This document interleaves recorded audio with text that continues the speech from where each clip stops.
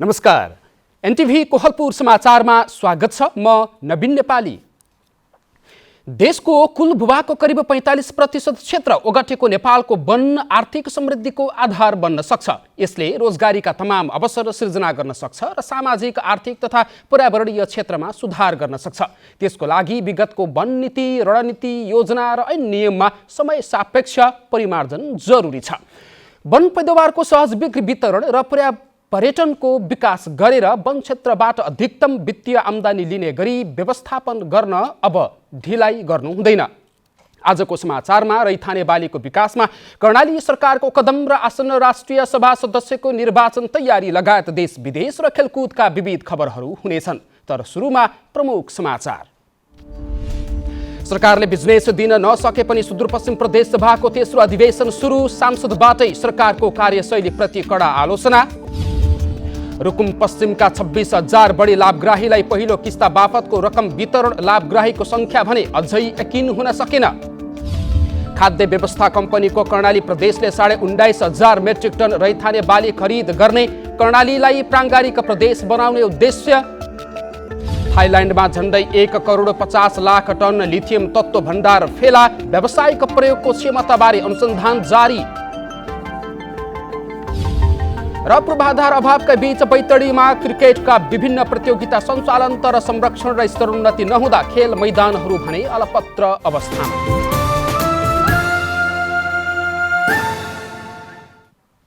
समाचार अब विस्तारमा। लामो समयदेखि अन्योलकै बीचमा रहेको सुदूरपश्चिम प्रदेश सभाको तेस्रो अधिवेशन सुरु भएको छ। हिजोबाट अधिवेशन सुरु भए पनि सदनलाई निरन्तरता दिनको लागि भने एउटा बिजनेस पनि टेबल भएको छैन। प्रदेश सभा सचिवालयले सरकारबाट अहिलेसम्म कुनै विधेयक नआएको जनाएको छ। तेस्रो अधिवेशनको पहिलो बैठकलाई सम्बोधन गर्दै सांसदहरूले सरकारबाट बिजनेस प्राप्त नभएको भन्दै सरकारको आलोचना गरेका छन्। प्रमुख प्रतिपक्षी दल नेकपा एमाले संसदीय दलका नेता राजेन्द्र सिंह रावलले ऐन निर्माणमा सरकारले व्यवस्था गरेको आरोप लगाउनु भएको छ। सुदूरपश्चिमका भूकम्प पीडितलाई राहत र पुनर्स्थापनामा ध्यान दिन नसकेको भन्दै उहाँले सरकारको आलोचना गर्नुभयो। यस्तै नेकपा माओवादी केन्द्र संसदीय दलका नेता खगराज भट्टले विधेयक निर्माणलाई गति दिन आग्रह गर्नुभएको छ। नागरिक उन्मुक्ति पार्टीका लक्ष्मण किशोर चौधरीले हावाहुरीबाट केरा खेतीमा क्षति बेहोरेका पीडित किसानलाई राहत दिन आग्रह गर्नुभयो। राप्रपाका खिमा देवी विष्टले गएको बर्सातका बाढी पीडितलाई सरकारले अहिलेसम्म राहत नदिएको बताउनु भएको छ। सांसद डाक्टर तारा जोशीले सरकारले फागुनमा गर्न लागेको लगानी सम्मेलनको तयारीका बारेमा प्रश्न गर्दै तयारी बिना गरिएको लगानी सम्मेलन रमाइलो मेला मात्र बन्ने टिप्पणी गर्नुभएको छ। सरकारले कुनै पनि बिजनेस दिन नसकेको भन्दै प्रदेशसभाको बैठक बोलाउन ढिलाइ गरिएको थियो। सरकारले कानुन निर्माणका लागि प्रशस्तै काम गर्न बाँकी भए पनि अगाडि बढ्ने वातावरण नभएको भन्दै सांसदहरूले सरकारको आलोचना गरेका छन्। यही माघ 11 गते हुने राष्ट्रिय सभा सदस्यको चुनावका लागि निर्वाचन आयोगले मतपत्र छपाई गरी 7 प्रदेशका सम्बन्धित निर्वाचन अधिकृतको कार्यालयमा ढुवानी गरेको छ। राष्ट्रिय सभा चुनावको लागि 38 प्रकारका 6,910 थान मतपत्र छपाई गरी पठाइएको आयोगका सहायक प्रवक्ता श्रीधर पन्थीले बताउनु भएको छ। राष्ट्रिय सभा सदस्य चुनावमा प्रदेश सभाका सदस्य र गाउँपालिकाका अध्यक्ष र उपाध्यक्ष तथा नगरपालिकाका प्रमुख र उपप्रमुखले मतदान गर्ने कानुनी व्यवस्था छ।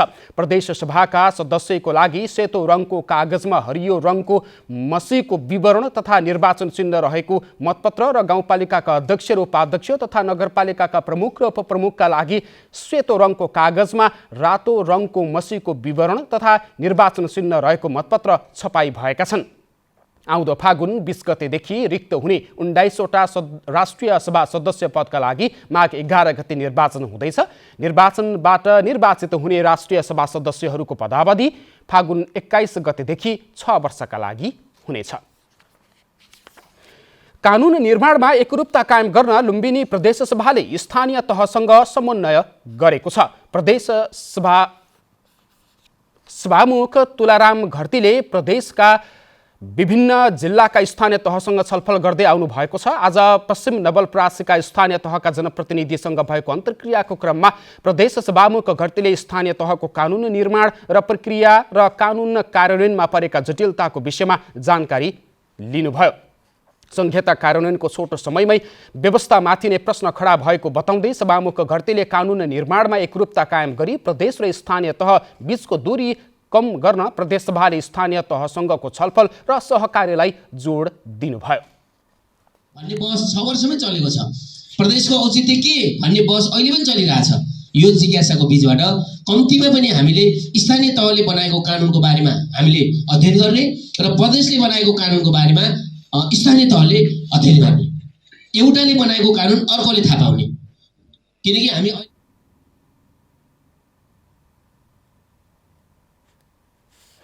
जिल्लाका विभिन्न स्थानीय तहका जनप्रतिनिधिले सीमित स्रोत साधन र कानुनको अभावमा अपेक्षित उपलब्धि हासिल गर्न नसकेको गुनासो गरेका थिए।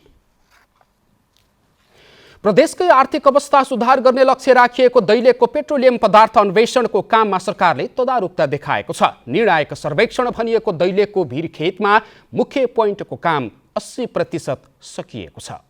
दैलेखको भूभागमा कति मात्रामा पेट्रोलियम पदार्थ र ग्यास छ भनेर अन्तिम अन्वेषणको काम तीव्र पारिएको छ। सरकारले अन्तिम सर्वेक्षणका लागि दैलेखको भैरवी गाउँपालिका 1 जलजलेमा 45 रोपनी जग्गा अधिग्रहणसँगै स्थानीयलाई मुआवजा वितरण कार्य सम्पन्न गरिसकेको छ। अहिले उक्त क्षेत्रमा रिग हाउस अर्थात् ड्रिल गर्ने मुख्य पोइन्ट निर्माणको कार्य 80% सकिएको छ। कामदार बस्ने क्याम्प लगायतका कामहरू धमाधम सुरु गरिएको छ। जमिन मुनि 4 किलोमिटर ड्रिल गरेर अध्ययन गरिनेछ। दैलेखकै भूभाग पेट्रोल र ग्यासको स्रोतको रूपमा संसारकै महत्त्वपूर्ण स्थान हुन सक्ने अहिलेसम्मका अध्ययनले देखाएको खानी तथा भूगर्भ विभागका आयोजना प्रमुख दिनेश कुमार नापितले जानकारी दिनुभएको छ। यो वास्तवमा रिजल्टको हिसाबले हामी यहाँ यो पेट्रोलियमको स्रोत ग्यास र पेट्रोल दुईटै अहिलेसम्मको अध्ययनले संसारकै एउटा भ्यालुएबल ठाउँ जस्तो मध्यम स्केलको चाहिँ एउटा डिपोजिट हुन्छ भन्ने कुरा अहिले त्यसमा हामी एकदमै आशावादी छौँ। अन्तिम ड्रिलिङबाट के कति परिमाणमा ग्यास र पेट्रोल छ भनेर पत्ता लाग्ने र देशकै आर्थिक अवस्था सुधार गर्ने महत्त्वपूर्ण स्रोत प्राप्त हुनेमा आशावादी भएको नापितले बताउनुभयो। यसको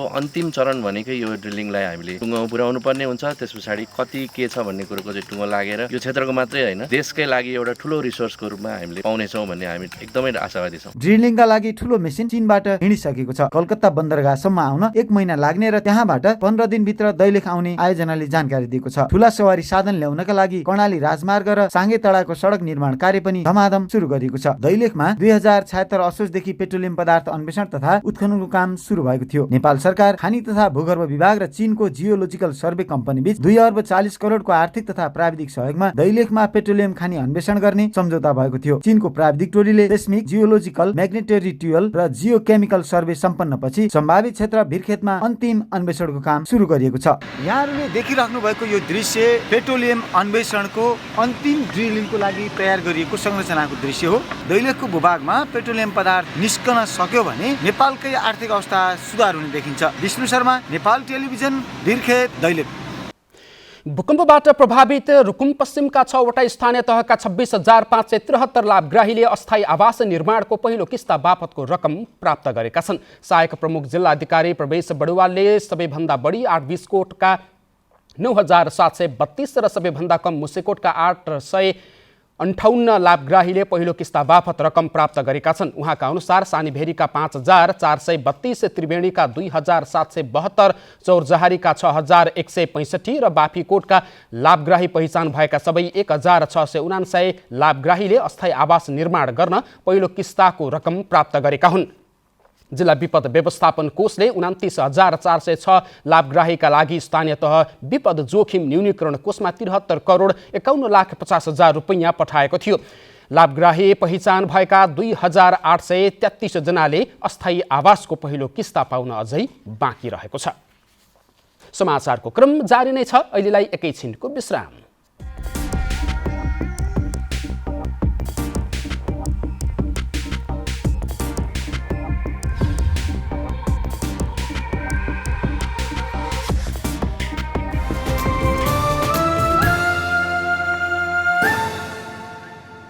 हाम्रो इतिहास, पहिचान र मूल्य मान्यताहरूको प्रतिबिम्ब हो हाम्रो संस्कृति। तर द्रुत गतिमा परिवर्तन भइरहेको संसारमा हामीहरूले आफैलाई सोधौँ, के हामीले हाम्रो संस्कृति जोगाउन पर्याप्त प्रयासहरू गरिरहेका छौँ? विश्वव्यापीकरण र प्रविधिको विकास सँगसँगै हाम्रो सांस्कृतिक सम्पदा र संस्कृतिहरू बिर्सिने जोखिममा छन्। परम्परागत प्रचलन, भाषा र वेशभूषाहरू लोप हुँदै गइरहेका छन्। तर आशा छ चाडपर्वहरूदेखि लिएर धार्मिक स्थलहरू र कलाकृतिहरूको संरक्षण गर्न र यसको प्रवर्धन गर्न मानिसहरू एकजुट भइरहेका छन्।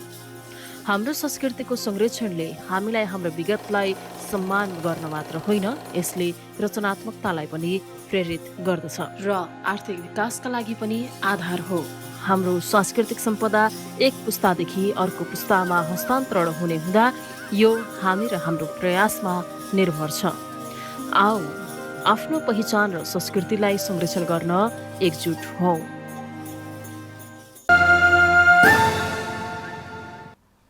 विश्रामपछि समाचारमा पुनः स्वागत छ। अब बाँकी समाचार। खाद्य व्यवस्था तथा व्यापार कम्पनी कर्णाली प्रदेशले 19,464 मेट्रिक टन रैथाने बाली खरिद गर्ने भएको छ।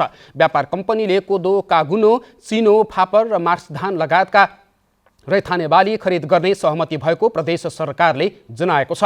कर्णाली प्रदेशको भूमि व्यवस्था, कृषि तथा सहकारी मन्त्रालय र खाद्य व्यवस्था तथा व्यापार कम्पनी लिमिटेड कर्णाली प्रदेशबीच समझदारी पत्रमा हस्ताक्षर भएको हो। समझदारी पत्रमा मन्त्रालयको तर्फबाट सचिव डाक्टर नरहरि प्रसाद घिमिरे र कम्पनीको तर्फबाट निमित्त प्रादेशिक प्रमुख माधव मिश्रले हस्ताक्षर गर्नुभएको हो। कर्णाली प्रदेश सरकारको पहिलो बैठकले कर्णालीलाई प्राङ्गारिक प्रदेश स्थापित गर्ने निर्णय गरेको थियो। कपिलवस्तुको बैजलपुर जनकल्याण सामुदायिक वन बाणगङ्गा पिपरामा वन व्यवस्थापनको काम सुरु भएको छ। स्थानीयलाई काठ दाउराको सहज आपूर्ति मात्र भएको छैन, स्थानीयले रोजगार समेत पाएका छन्। कपिलवस्तुको बैजलपुर जनकल्याण सामुदायिक वन पिपरामा वन सम्वर्धन प्रणालीमा आधारित भएर नयाँ कार्ययोजना बनेसँगै वन व्यवस्थापनको कार्य सुरु भएको छ।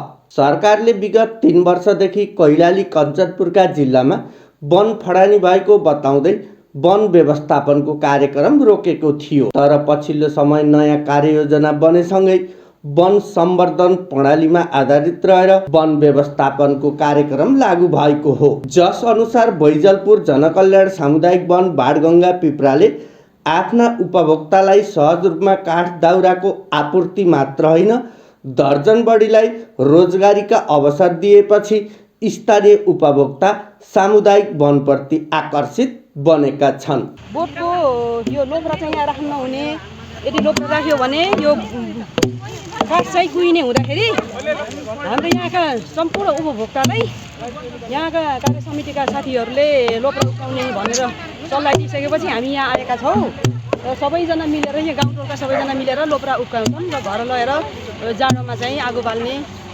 हामीलाई सेवा सुविधा यो जनकल्याण सामुदायिक वनले दिएको छ। वन संरक्षणमा हामीले धेरै राम्रो कामहरू गरेका छौँ। जस्तै अब टारबार, त्यसपछि आएर काठहरू समयमा निकाल्ने र समयमा बिक्री गर्ने, उपभोक्ताहरूले पनि सुलभ रूपमा दिने र हाम्रो टेन्डरमा पनि अब टेन्डर गरेपछि हामीले 25% नेपाल सरकारलाई कर तिरेका छौँ। त्यसमा पनि अब सरकारले राजस्व गएकै छ। त्यसपछि आएर हाम्रो अब आपूर्ति समिति छ, आपूर्ति समितिलाई पनि काठ दिएकै छौँ। चालु आर्थिक वर्षमा कपिलवस्तु लगायत देशभरका 765वटा सामुदायिक, 31वटा साझेदारी, 8वटा चाक्ला वनमा वन सम्वर्धन प्रणालीमा आधारित रहेर वन व्यवस्थापन कार्यक्रम सुरु भएको छ। जसले गर्दा वनको बिग्रदो अवस्थामा सुधार आउने मात्र नभएर राज्यका 3 तहका सरकारलाई राजस्वको ठुलो हिस्सा मिलेको वनका अधिकारी बताउँछन्। अहिले यस सामुदायिक वनमा वन सम्वर्धन प्रणालीमा आधारित वन व्यवस्थापनको कार्यक्रम चलिरहेको छ। वन व्यवस्थापनबाट स्थानीय समुदायले काठ दाउरा सजिलै रूपमा प्राप्त गर्नको साथै वनको हैसियतमा सुधार आइरहेको छ। वनका विभिन्न क्रियाकलापहरू जस्तै अब पुनरुत्पादन, कटान, झाडी सफाई, अग्निरेखा निर्माण, वृक्षारोपण, गोडमेलमा धेरै रोजगारीहरू प्राप्त गरिरहेको देखिन्छ र वन व्यवस्थापन कार्य गर्दा स्थानीय स्तरमा रोजगारीको अवसरको साथसाथै स्थानीय, प्रदेश र राष्ट्रिय अर्थतन्त्रमा योगदान पुर्याएको छ। कुनै बेला हरियो वन नेपालको धन भन्ने उखानलाई सार्थकता दिन समेत सरकारले समृद्धिका लागि वन भन्ने नारा पुरा गर्न यी यस्ता कार्य गर्नुपर्ने आवश्यकता देखिन्छ।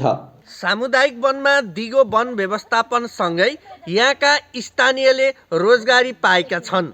विकास बन्जाडे, नेपाल टेलिभिजन लुम्बिनी प्रदेश कपिलवस्तु। यसै सन्दर्भमा वन व्यवस्थापनबाट कसरी रोजगारी सृजना गर्न सकिन्छ भनेर आज हामीले कपिलवस्तुकै केही नागरिकहरूलाई सोधेका छौँ। हेरौँ आजको आवाजमा।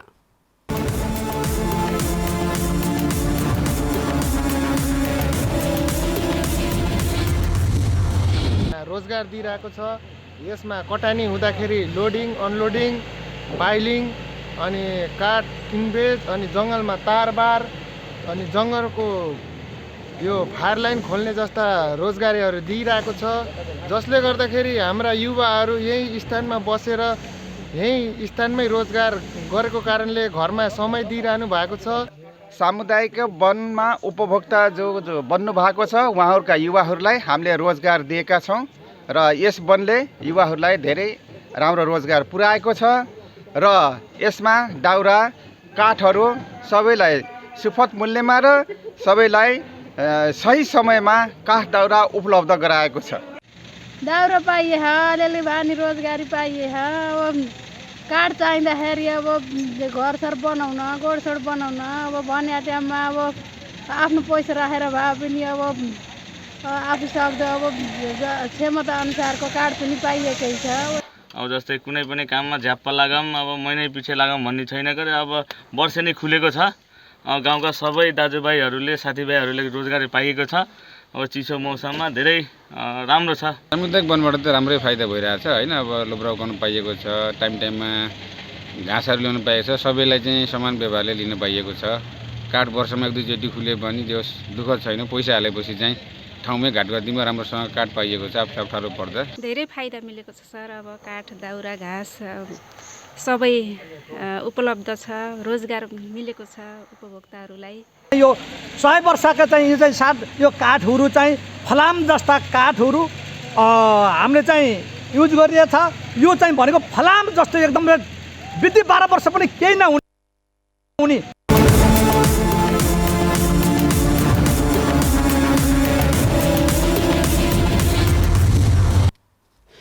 हिमाली जिल्ला डोल्पालाई राष्ट्रिय सडक सञ्जालमा जोड्ने भेरी करिडोरको प्रमुख कार्यालय जाजरकोटमा राखिएको छ। सडक विभाग अन्तर्गत यो कार्यालयबाट सम्पादन हुने धेरै काम डोल्पा जिल्लाभित्र नै गर्नुपर्ने भए पनि कार्यालय भने जाजरकोटमा राखिएको हो। कुल लम्बाइ 118 किलोमिटर लामो करिडोरले जाजरकोटदेखि दुनै हुँदै दोतिन्जे मरिम नाका जोड्नेछ। तर सुरुदेखि नै डोल्पामा राखिनुपर्ने कार्यालय जाजरकोटमा राखिएपछि काम गर्न धेरै समस्या हुने गरेको कर्मचारीहरूले बताएका छन्।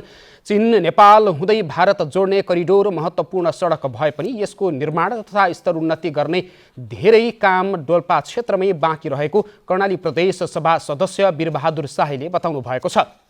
भेरी करिडोर कार्यालय जाजरकोटका प्रमुख सुजन अधिकारीले समेत कार्यालय डोल्पामै सार्न आफू सधैँ सकारात्मक भएको बताउनुभयो। समाचारको क्रम जारी नै छ, एकैछिनको विश्राम।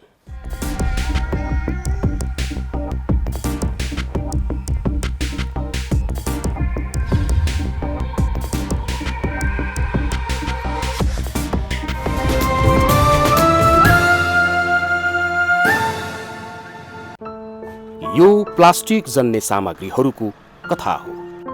यो सानो कुरा हो।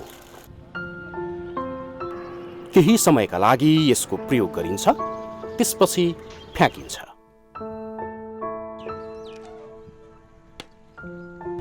यो न कुहिन्छ न जलाउनै मिल्छ, तर यसले जनजीवन र पर्यावरणमा नकारात्मक प्रभाव पार्दछ।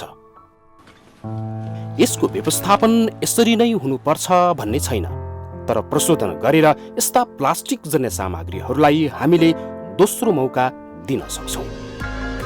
यसलाई नयाँ उत्पादनमा परिणत गर्न सकिन्छ, प्राकृतिक स्रोतको संरक्षण गर्न र प्रदूषण नियन्त्रण गर्न सकिन्छ।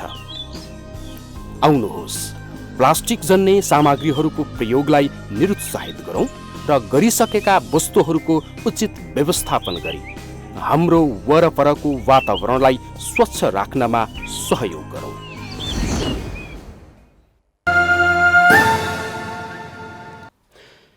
तपाईँ एनटिभी कोहलपुर हेर्दै हुनुहुन्छ। अब बाँकी समाचार। बाजुराको बुढीगङ्गा नगरपालिका 9 जुवापानीको दुधिर आधारभूत विद्यालयका विद्यार्थीहरूलाई न्यानो कपडा वितरण गरिएको छ। दुधिर आधारभूत विद्यालयका 238 बालबालिकाहरूलाई न्यानो कपडा वितरण गरिएको हो। जाडोको समयमा बालबालिकाहरूलाई केही सहयोग पुगोस् भन्ने उद्देश्यले कपडा वितरण गरिएको विद्यालयका प्रधानाध्यापक विक्रम बहादुर सिंहले जानकारी दिनुभएको छ। चिसो मौसममा पर्याप्त कपडा नहुँदा बालबालिकाको पठन पाठन प्रभावित हुने गरेको छ। अब अन्तर्राष्ट्रिय समाचार।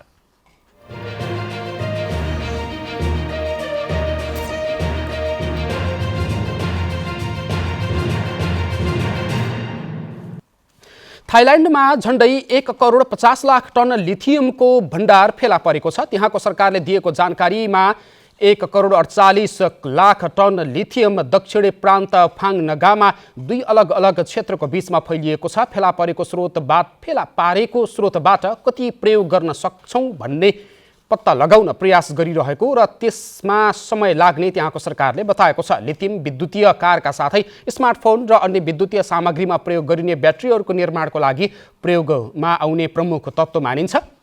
अबका दिनमा विद्युतीय गाडी उत्पादनको लागि क्षेत्रीय हब बन्ने थाइल्यान्डको लक्ष्यलाई यसले प्रवर्धन गर्ने अपेक्षा गरिएको छ। पछिल्लो खोजले बोलिभिया र अर्जेन्टिनापछि थाइल्यान्डसँग तेस्रो सबैभन्दा ठूलो लिथियम स्रोत देखा परेको छ। तर यसलाई व्यावसायिक रूपमा कति क्षमतामा प्रयोग गर्न सकिन्छ भन्ने अहिलेसम्म स्पष्ट भइसकेको छैन। अब आर्थिक समाचार।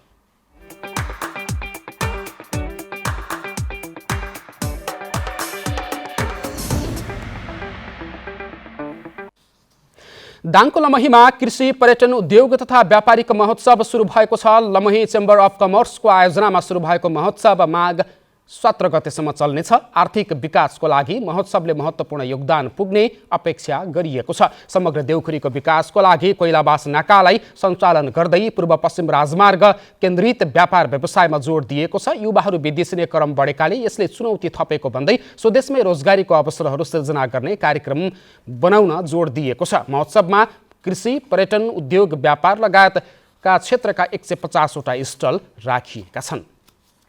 अब खेलकुद समाचार।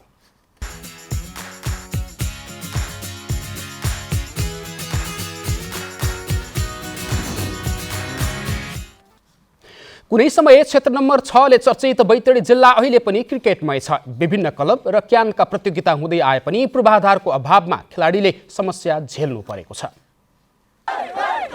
निर्माण अधुरा रहेका यी क्रिकेट मैदानहरूले राष्ट्रिय तथा अन्तर्राष्ट्रिय खेलाडीहरू उत्पादन गरिसकेका छन्। तर यी क्रिकेट मैदानहरूको निर्माण र व्यवस्थापनमा अझै सरकारको ध्यान जान सकेको छैन। हालै बैतडीमा बीडीसीए कप र प्रधानमन्त्री कप सुदूरपश्चिम छनौटका केही प्रतियोगिताहरू भए। यहाँका केही खेलाडीहरूले अहिले सुदूरपश्चिमबाट प्रधानमन्त्री कप समेत खेलिरहेका छन्। तर यहाँका खेल मैदानहरूको अवस्था भने अझै दयनीय छ। थोरै स्थानीय तह को आर्थिक सहयोग, चन्दा र व्यक्तिगत सहयोगहरूले सञ्चालन हुने प्रतियोगिताहरूले खेलाडीहरूको इच्छा पूरा गर्न सकिरहेको छैन। खेलाडीहरूका कुरा पनि अहिले यहाँ उठिरहेछन्। खेलाडीहरूको आर्थिक सेक्युरिटी कसरी हुने, यहाँ चाहिँ ग्यामै कसरी गर्ने अनि भन्ने हामीलाई चाहिँ यत्रो ठुलो चुनौती छ भने यो खेल कोष स्थापना गरेर, खेलकुद कोष स्थापना गरेर खेलाडीहरूको बिमा समेत गराउने र खेलाडीहरूलाई चाहिँ हामीले चाहिँ खेलाउने हो भने। बैतडीको दशरथचन्द नगरपालिका 5 सुन्दरखालीमा रहेको खेल मैदानमा क्यान र क्रिकेट सङ्घले केही प्रतियोगिताहरू सञ्चालन गरेको छ। तर यहाँ खेल मैदानको ठूलो सम्भावना बोकेको बुढाबाजे लगायतका जिल्लाका अन्य खेल मैदानहरू भने अलपत्र अवस्थामा छन्। स्थानीय प्रदेश र केन्द्र सरकार कसैले पनि यी मैदान निर्माणमा चासो नदिएको स्थानीयको गुनासो छ। हाम्रो एक ग्राउन्ड चाहिँ हाम्रो सुन्दरखालीमा भएकै छ, त्यसलाई अलिकति दिशा मात्रै दिनु छ र दशरथचन्द नगरपालिकाको बी ग्राउन्ड त्यहाँ बनाएर बी यहाँ बनाइयो सकेर त्यसपछि सी कहाँ हुन्छ, अब त्यो जगन्नाथ क्याम्पस हुन्छ कि देमाणो हुन्छ कि जहाँ मेलो जहाँ भए पनि त्यसलाई एबीसीमा बनाइदिनुहोस्।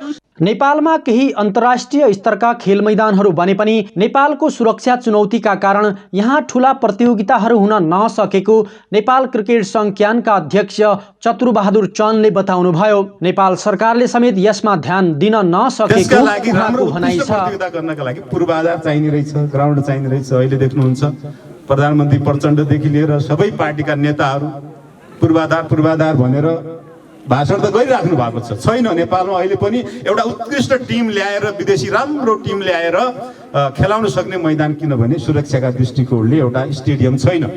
पूर्वाधार निर्माणको काम भए प्रतियोगिता सञ्चालनका लागि क्यानले कुनै कसुर बाँकी नराख्ने समेत क्यान अध्यक्ष चन्दले बताउनुभयो। यहाँका खेल मैदानहरूलाई स्तरोन्नति गर्न सके बैतडीबाट अझै क्रिकेटका योग्य खेलाडीहरू उत्पादन हुने खेल प्रेमीहरूको आशा छ। नरी बडु, नेपाल टेलिभिजन, सुदूरपश्चिम प्रदेश, बुढाबाजे खेल मैदान, बैतडी। सशस्त्र प्रहरी बल नेपाल दार्चुलाले जिल्ला स्तरीय खुल्ला डबल्स ब्याडमिन्टन प्रतियोगिता आयोजना गरेको छ। 23औं सशस्त्र प्रहरी दिवसको अवसरमा प्रतियोगिता आयोजना गरिएको हो। सशस्त्र प्रहरी बल सुदूरपश्चिम वैद्यनाथ वाहिनीका प्रमुख DIJ कुमार नेपालीको प्रमुख अतिथितामा प्रतियोगिताको उद्घाटन समेत गरिएको छ। प्रतियोगितामा नेपाल प्रहरीका 10, सशस्त्र प्रहरीका 7, नेपाली सेनाको 1 र अन्य 14 गरी जम्मा 32वटा टोलीको सहभागिता रहेको छ। प्रतियोगिता माघ 9 गतेसम्म चल्नेछ। प्रतियोगितामा प्रथम हुने समूहले नगद 10,500, दोस्रो हुनेले 6,500 र तेस्रो हुने समूहले 3,500 नगदसहित प्रमाणपत्र प्राप्त गर्नेछन्। अब मौसम समाचार।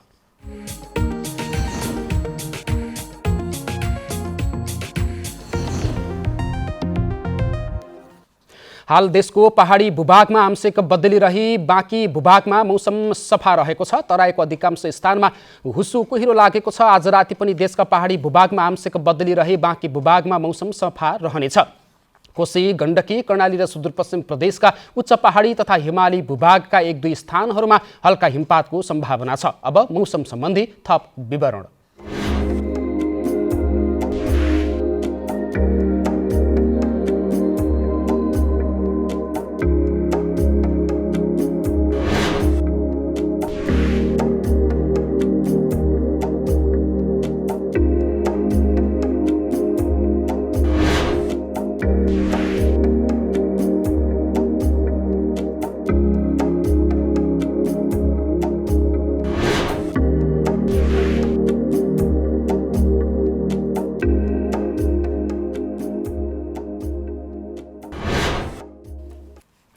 समाचारको अन्त्यमा प्रमुख समाचार पुनः एकपटक।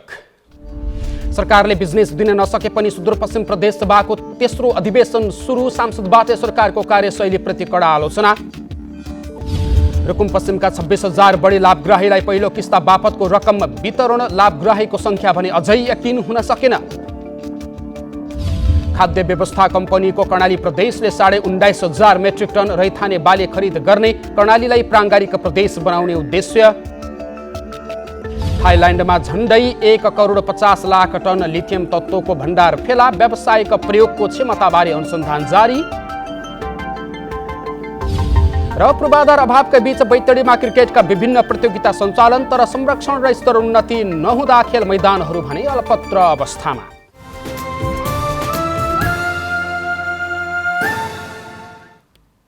हवस् त अहिलेलाई समाचारको सिलसिला यति नै। बिदा दिनुहोस्। नमस्कार।